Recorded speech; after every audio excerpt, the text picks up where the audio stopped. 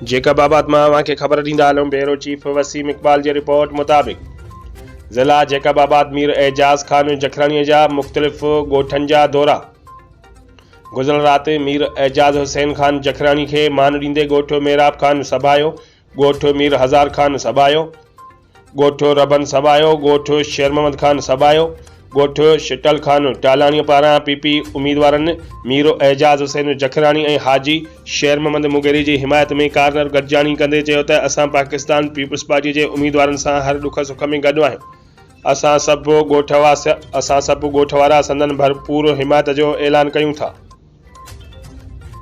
उते मीर आज़ाद खान जखरानी ऐं ॿिया पिण मौजूद हुआ। मुखालिफ जोर ना पोइ बि असां विन करायासीं तव्हांजे हिन चकर भी हेठ के भी तीर मथे भी थी ॾियणो आहे। चाचा खां मुताबिक फैसलो थियो आहे त इंशाअल्लाह पीपल्स पार्टी के विन कराइणो आहे। उस्मान सभाए या ॿियनि सभायनि असांजे रिंदनि सां कुलो कुले सां मिलाए करे हमेशह तावन कयो आहे, कंदा रहंदा। इंशाअल्लाह असां गॾु आहियूं, जुदा कोन आहियूं।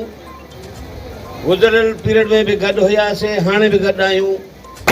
इंशाअल्लाह ताला असां इन्हनि सभिनी दोस्तनि जो ऐं जेके भी हिते दोस्त मौजूद आहिनि तव्हांजे एतमाद खे कॾहिं ठोस न पुॼाईंदासीं।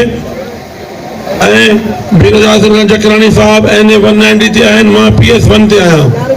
8 फरवरी ते इलेक्शन आहे, हाणे 8 फरवरी भी क़रीब आहे, बाक़ी 2 ॾींहं बचिया आहिनि।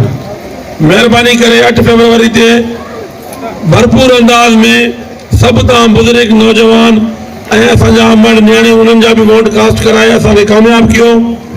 इंशाअल्लाह ताला असां तव्हांजा जेके हर इलाके में घुमूं था, फिरूं था, ॾिसूं था, जेके जायज़ मसला आहिनि इंशाअल्लाह तव्हांजा सभु हल कंदासीं।